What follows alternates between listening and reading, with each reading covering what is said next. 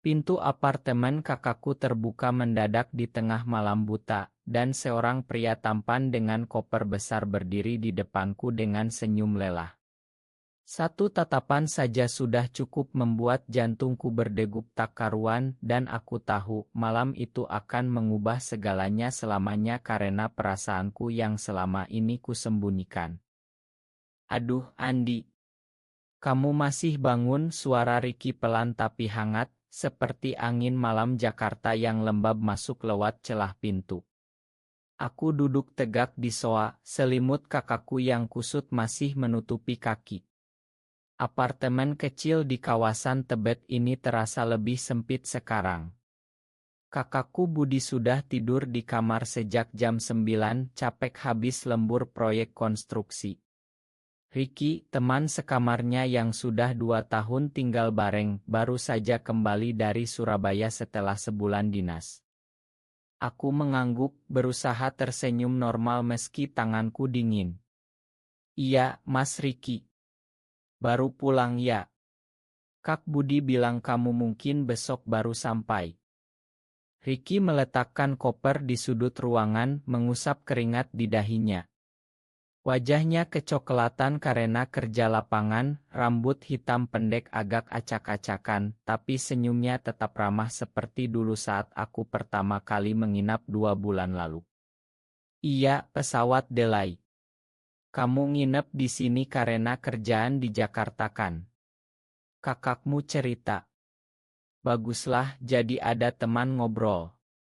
Dia tertawa kecil, lalu berjalan ke dapur kecil untuk ambil air.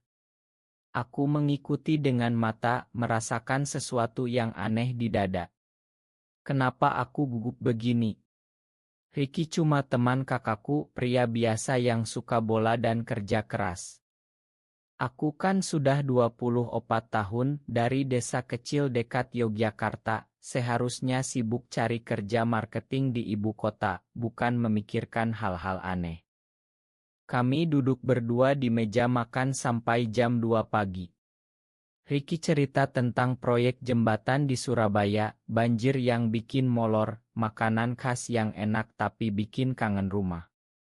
Aku mendengarkan, tertawa di tempat yang tepat, tapi pikiranku melayang ke 2 bulan lalu. Waktu itu aku baru dipek dari perusahaan di Yogya karena pandemi, ibu telepon tiap hari, cari kerja yang bener, Andi.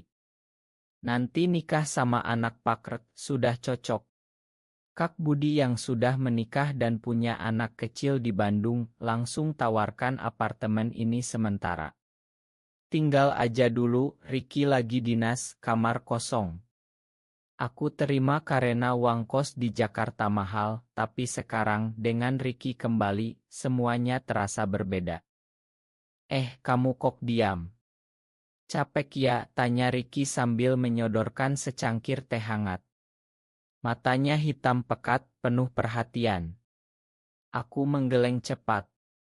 Enggak, Mas. Cuma senang ada teman lagi.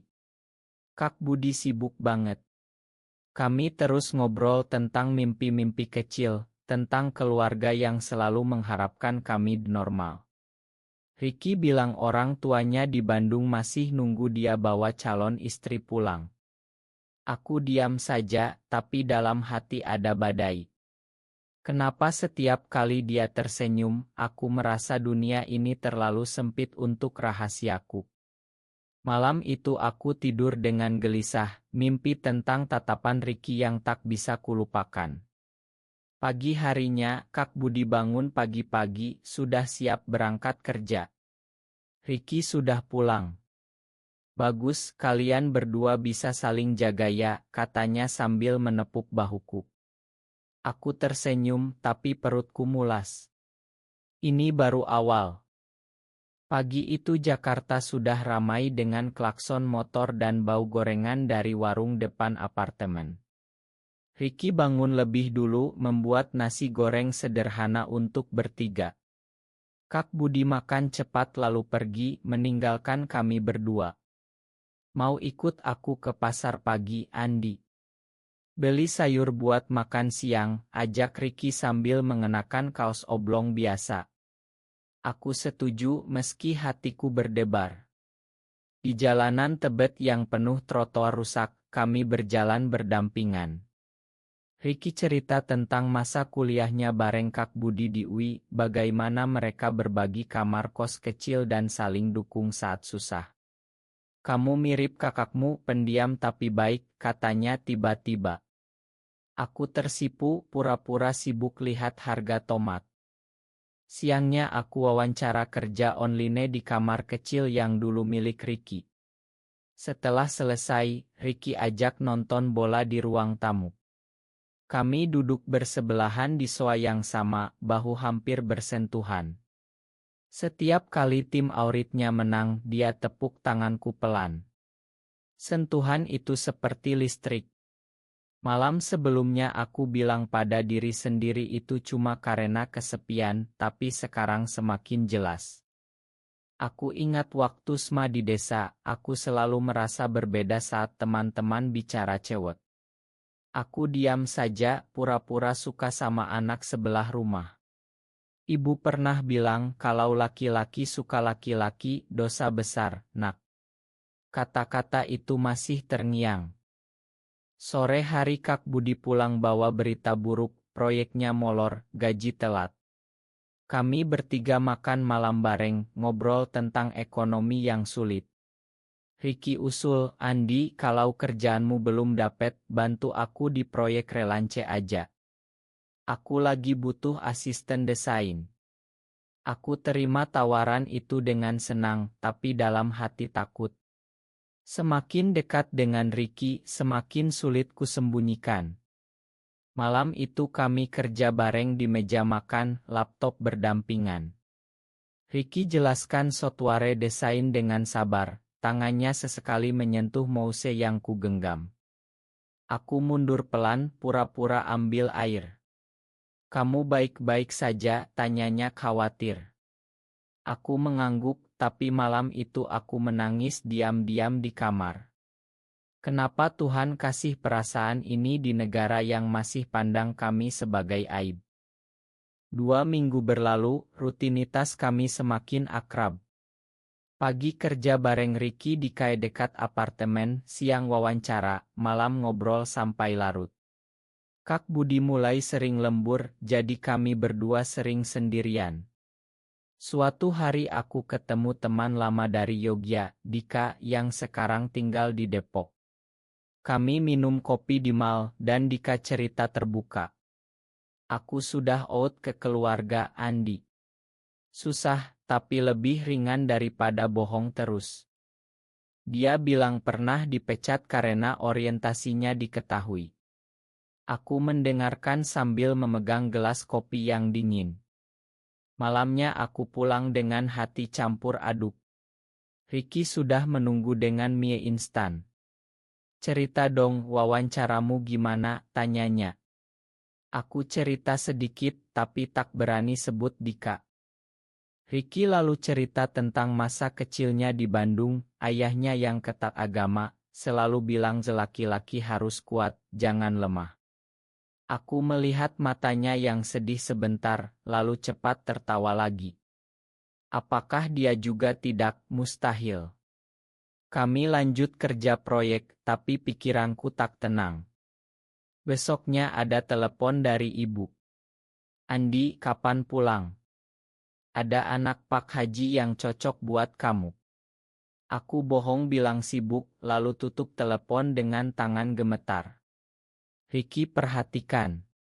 Keluarga ya. Susah kadang. Dia pegang bahuku sebentar, hangat.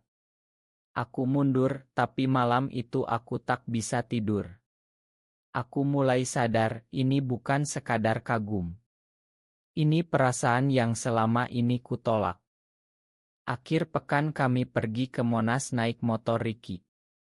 Angin Jakarta bertiup, Ricky nyanyi lagu dangdut pelan. Aku peluk pinggangnya dari belakang pura-pura karena takut jatuh. Di sana kami oto bareng, tertawa seperti sahabat biasa. Tapi saat pulang, Kak Budi sudah di rumah dan bertanya, kalian berdua kok deket banget. Aku tertawa gugup. Malam itu aku berdoa dalam hati, minta kekuatan untuk tetap normal. Tapi semakin hari, semakin sulit. Bulan ketiga, proyek kami hampir selesai. Ricky ajak aku ke pantai Ancol akhir pekan, katanya butuh refreshing. Kak Budi tak ikut karena anaknya sakit di Bandung. Di pantai yang ramai, kami jalan kaki di pasir, ombak menghantam kaki. Ricky cerita tentang mantan pacarnya dulu di kampus, cewek yang akhirnya pergi karena dia terlalu sibuk. Aku diam, lalu bertanya pelan, Mas Ricky pernah suka cowok enggak? Pertanyaan itu keluar begitu saja. Ricky berhenti, memandang laut lama sekali. Pernah mikir sih, Andi. Tapi di Indonesia susah. Keluarga, teman, kerja. Lebih aman diam saja. Kata-katanya seperti pukulan. Malam itu di apartemen, setelah mandi, kami duduk di balkon kecil. Jakarta malam penuh lampu. Ricky pegang tanganku pelan. Kamu juga ya, tanyanya lembut. Aku tak jawab, tapi air mata jatuh. Kami tak bicara lagi malam itu, tapi jarak kami semakin dekat. Keesokan harinya Kak Budi pulang lebih awal, melihat kami sedang tertawa di dapur. Dia tak bilang apa-apa, tapi tatapannya berbeda. Aku mulai takut. Di kantor Relance ada gosip tentang karyawan yang dipecat karena isu. Aku pulang dengan hati berat. Ricky masak sup ayam auritku. Jangan mikir terlalu dalam, katanya. Tapi malam itu kami bicara panjang.